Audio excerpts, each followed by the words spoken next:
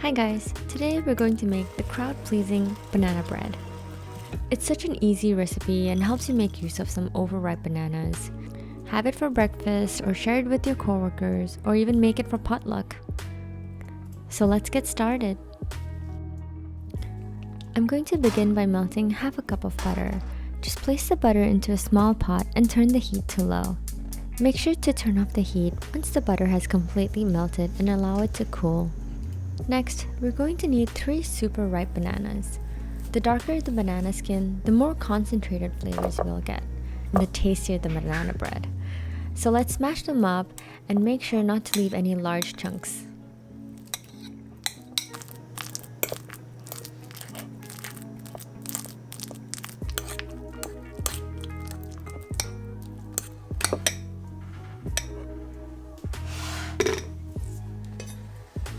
Next, add 1.5 cups of flour, 1 teaspoon each of baking soda, baking powder, and salt, then mix it all together and set it aside.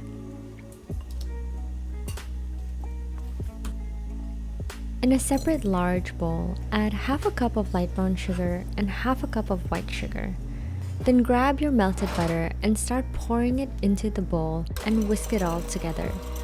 You can most certainly whisk this by hand, but I would take more time and my arms get really tired by the end of it.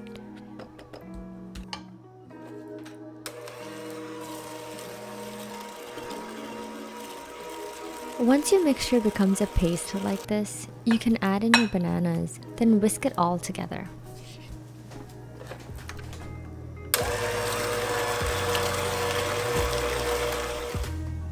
Once it's incorporated, add 2 eggs and 1 teaspoon of vanilla extract. Mix it a little and then add my secret ingredient, which is half a cup of 2% Greek yogurt.